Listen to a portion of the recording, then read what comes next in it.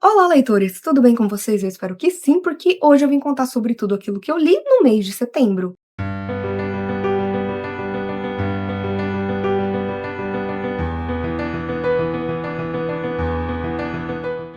Gente, setembro foi um mês de leituras, assim, bem interessantes que eu quero contar tudo pra vocês. Então, vamos lá! A pior leitura que eu realizei no mês foi do projeto Lendo Christie, que foi A Mina de Ouro e Outras Histórias. Aqui o título é The Golden Ball and Other Stories, e tem os mesmos contos que tem aí na edição do Brasil, o que me surpreendeu, tá? Porque muitas vezes quando a gente tem coletâneas da Agatha, acaba tendo uma diferença, né, nas edições daqui com as edições do Brasil. Mas aqui a gente tem, então, 15 contos. Alguns eu já conhecia, que estavam aí no livro O Cão da Morte, que também era uma coletânea, e particularmente foram os que eu mais gostei aqui, tá, gente? Fui dando uma medida, porque aqui a gente tem contos muito ruins, na minha opinião, contos que não funcionaram pra mim, mas tem muitos contos bons. Inclusive, alguns aqui são meus favoritos da Agatha, como O Lampião, por exemplo. E aí eu dei uma nota, né, pra cada uma das histórias. Cheguei numa média de 3,5, o que tá ótimo pra uma coletânea. E aqui a gente vai ter, né, desde histórias mais macabras, até histórias sobrenaturais, até romances, mistérios. Aqui a gente tem um pouco de tudo. Então, pra quem quer conhecer as várias facetas da Agatha, talvez seja aí uma boa pedida, mas queria que tivesse funcionado muito mais pra mim.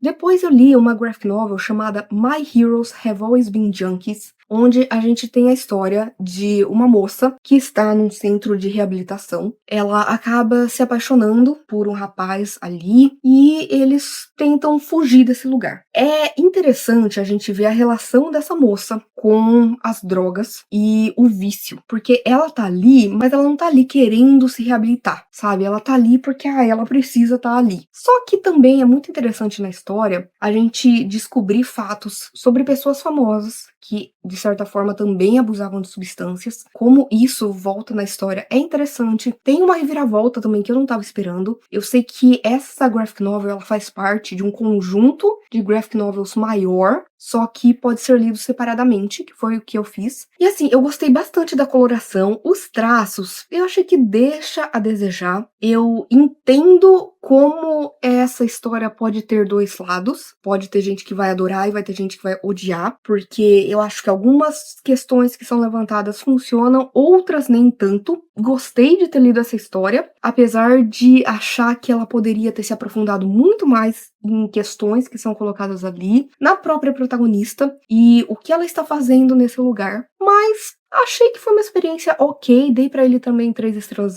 Gostaria de ler mais coisas, né, desse autor, que também, se eu não me engano, escreveu aí um arco da Guerra Civil da Marvel, que eu gosto bastante, e também do ilustrador, porque eu vi algumas resenhas que falam que ele ilustra melhor em outras histórias do que essa. Então foi uma graphic novel que eu achei interessante? Achei, mas poderia ter sido melhor.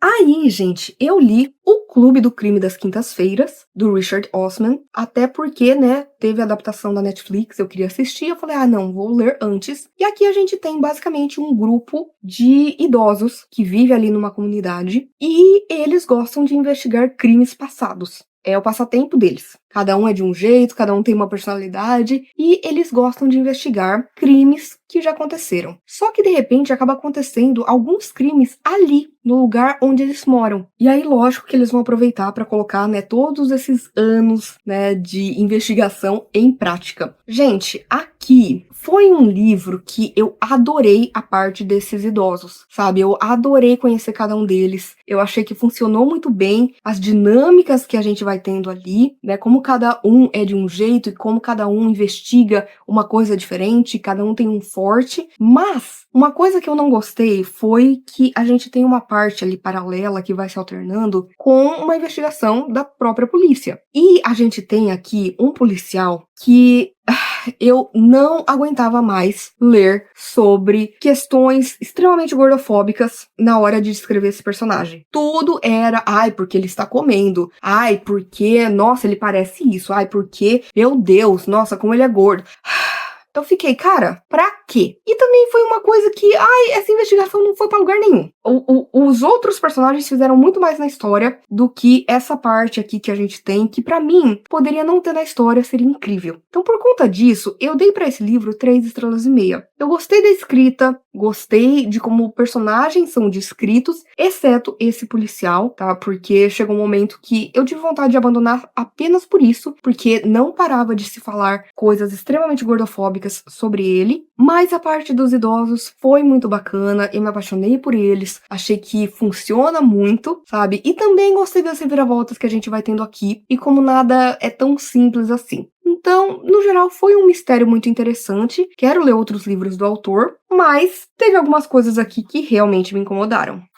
Indo para 4 estrelas, eu li Imagens Estranhas do Ketsu. Gente, aqui a gente tem um livro que vai falar sobre imagens estranhas, sobre ilustrações, sobre desenhos, sobre posts e tudo de certa forma está conectado. E a gente vai ver ali em cada capítulo, digamos assim, né, uma história diferente, mas que, de certa forma, constrói a narrativa que está sendo contada aqui. Eu achei bem interessante, tá? Só que eu já tinha lido Casas Estranhas do Ketsu e eu achei muito mais interessante como ele trabalhou essa questão do horror ali. Eu acho que aqui a gente vai muito para questões reais, o que é interessante, como acontece também em Casas Estranhas. A gente não tem, nada de sobrenatural. Só que eu achei que lá tinha muita coisa para ser explorada e aqui nem tanto. A gente tem, eu acho que 4 capítulos, 4 coisas que dependem de ilustrações que acabam se conectando. E eu achei pouco. É um livro hipnotizante, você não consegue parar de ler, você se coloca naquele mistério, você quer entender o que tá acontecendo, mas quando chegou no fim, eu queria mais, sabe? Eu terminei com aquela vontade de, mas eu quero mais, eu quero saber mais. Então, foi uma ótima experiência. Como eu disse, dei pra ele 4 estrelas, mas eu ainda prefiro Casas Estranhas. Aí, gente, eu finalmente li O Mágico de Oz. E aqui a gente tem aquela história clássica que ficou muito conhecida, né, por conta do filme, né, da adaptação, onde a gente tem a Dorothy vivendo ali, né, em uma fazenda no Kansas, e de repente ela é pega em um ciclone e vai parar nesse mundo encantado que é Oz. Onde, para ela poder voltar para casa, ela vai ter que destruir aí uma bruxa má e, ao mesmo tempo, vai tendo ali diversos obstáculos que ela vai tentando superar com a ajuda de 3 amigos que ela vai fazer, que é um espantalho, o Homem de Lata e o Leão. E como a Dorothy está indo para a Cidade das Esmeraldas pedir para o Mágico de Oz levar ela de volta para sua casa, cada um desses amigos também quer pedir alguma coisa. Então, o espantalho quer pedir um cérebro, o Homem de Lata quer pedir um coração e o Leão covarde quer pedir coragem. E, gente, que delícia de leitura. É aquela leitura gostosa, infanto-juvenil, que te suga para esse mundo, sabe? Você se vê imerso ali nessa fantasia que é muito gostosa de ler. A gente tem algumas diferenças, né, para quem conhece o filme, pra história aqui. A história, eu sinto que ela apresenta mais personagens e vai para outras localizações ali em Oz, o que eu achei bem interessante. Eu acho que a gente tem mais profundidade também dos personagens. Eu não sei quem que eu prefiro. No meu caso, eu amei os 3 amigos e fiéis escudeiros da Dorothy. Mas aqui a gente tem algumas questões que refletem muito da nossa sociedade, não só em questões políticas, mas também religiosas. Eu achei bem interessante as críticas que são feitas aqui, uma grande analogia a determinadas coisas. Também achei interessante algumas mensagens que a gente vai ter ao longo do texto, principalmente sobre essa coisa de o que a gente precisa estar dentro da gente. É uma parada coach? É, mas no caso aqui faz sentido quando a gente tá lendo O Mágico de Oz. Foi uma leitura muito fluida, muito deliciosa. Eu recomendo e particularmente eu amei, dei pra ele 4,5 estrelas. Achei muito interessante, gostei dos personagens, gostei da construção narrativa, gostei desse mundo mágico de Oz e recomendo pra todo mundo.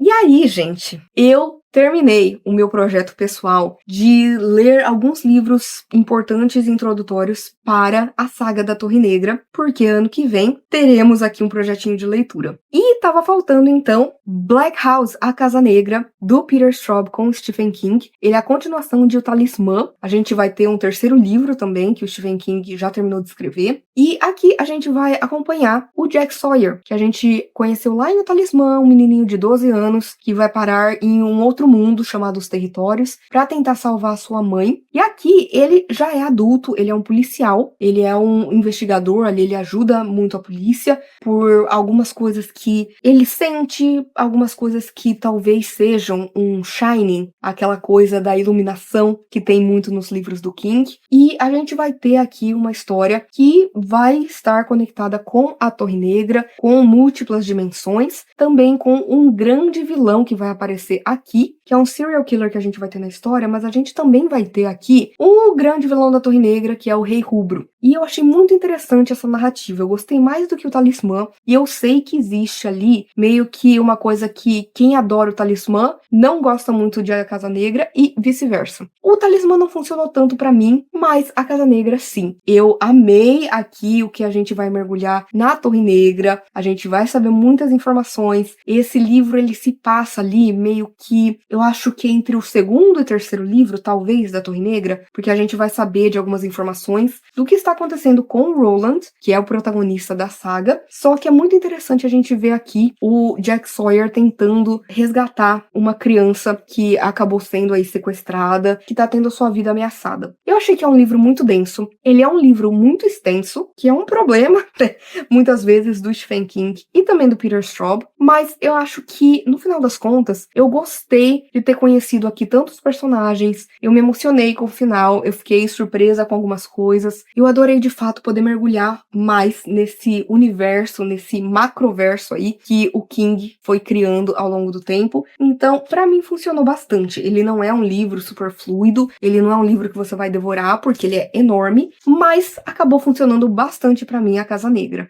Depois, gente, eu li Anne of Green Gables. E aqui eu estou falando de uma adaptação, né, da história Anne de Green Gables, da Lucy Maud Montgomery, e eu gostei demais dessa graphic novel, tá, gente? Já vou dizer isso, dei pra ele 4 estrelas e meia, porque a gente vai ter aqui, né, a história da Anne Shirley, que é essa garotinha que acaba indo parar ali numa fazenda em Green Gables, na ilha do Príncipe Eduardo, com um casal de irmãos ali que queria, na verdade, um rapaz para ajudar eles nas coisas da fazenda, e houve aí um engano. A Anne foi mandada no lugar, né, essa garotinha órfã, que assim que ela chega, ela já conquista o coração de todo mundo, e a gente vai vendo o impacto dela e de como ela é na vida desses outros personagens que são seus vizinhos, que são amigos da escola, que são pessoas às vezes amarguradas e que vão ter o seu coração derretido pela Anne. Gente, ela tem várias aventuras, ela é muito imaginativa, talvez hoje em dia poderia ser visto como uma personagem neurodivergente, o que é muito bacana, e eu acho que a ilustração aqui funciona muito pra essa doçura da Anne, sabe? A gente tem uma coisa bem quadrinho, bem cômica, com cores muito vívidas, com um traço muito bonito, e que eu acho que funcionou demais nesse formato. E eu li, gente, porque eu tinha a pretensão de ler Anne de Avonlea. Vou dizer que eu abandonei. Assim, eu gosto muito de como a Anne vê as coisas, né? A gente vê que ela vai descobrindo o mundo aos poucos ali, e no final do primeiro livro, ela já está mais crescida. E no segundo livro, ela começa a lecionar e tudo mais, só que começa a ter uns papos torto, umas coisas que...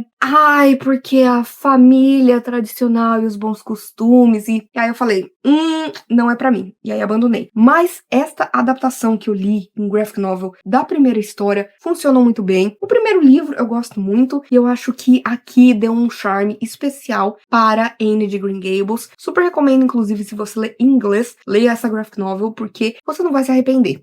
E por último, gente, a melhor leitura que eu realizei em setembro não poderia ter sido outra que não A História do Novo Sobrenome, da Helena Ferrante. Esse é o segundo livro da tetralogia napolitana, que segue aí A Amiga Genial, onde a gente vai ter muito da história da infância de duas melhores amigas. A Lenu, que está contando aqui a história pra gente, e a Lila. E a gente vê que elas têm personalidades muito diferentes, que elas são bem diferentes, mas elas têm esse amor uma pela outra. Só que é visto também como uma amizade tóxica. Por quê? Porque a gente tá falando da Itália, no pós-guerra, se reconstruindo, principalmente ali financeiramente, economicamente falando, ainda existe muito daquela violência no ar, principalmente nas partes mais pobres que a gente tá vendo aqui em Nápoles, onde essas garotas moram. E a gente vai ver muito da infância delas no primeiro livro. Nesse segundo, A História do Novo Sobrenome, elas já estão crescidas, cada uma tomou um rumo na vida, mas elas ainda têm essa amizade. E é uma amizade que tem muitas indas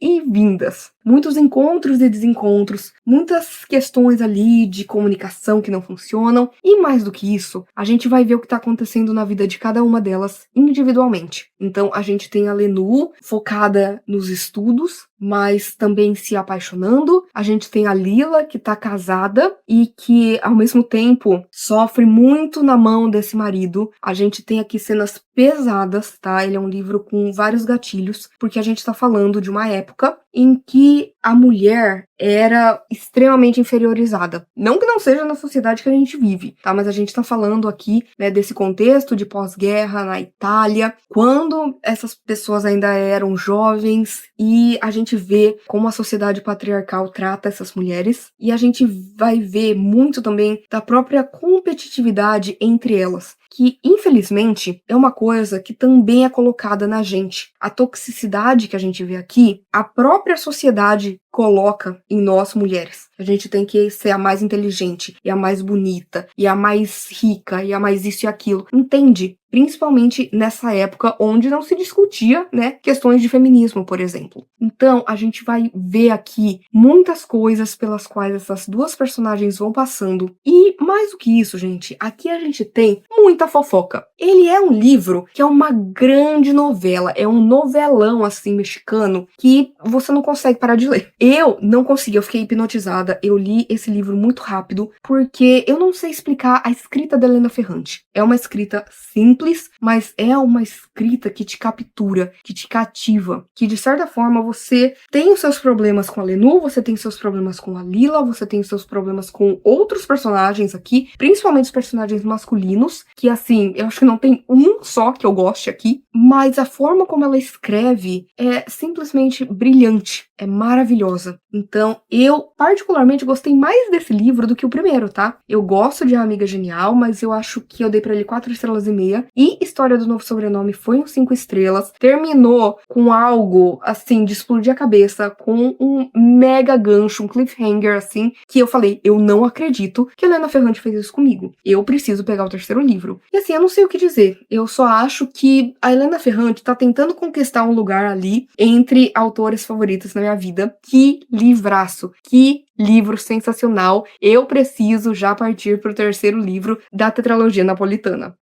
E é isso, gente. Espero que vocês tenham gostado do vídeo de hoje. Por favor, se você quiser continuar conversando comigo a respeito de livros, filmes, séries, qualquer outra coisa, não deixe de me contatar nas minhas outras redes sociais que eu vou deixar aqui no box de descrição. Por favor, curta esse vídeo, porque isso ajuda muito o meu trabalho, faz com que esse vídeo, o canal chegue a mais pessoas. Compartilhe com seus amigos, comente aqui embaixo qual foi aí a melhor leitura que você realizou no mês de setembro. E, por favor, não deixe de se inscrever no canal Livre em Livros se você ainda não é inscrito, e aproveite para ativar as notificações, ativar o sininho, porque toda semana tem conteúdo novo por aqui. Então a gente se vê no vídeo que vem.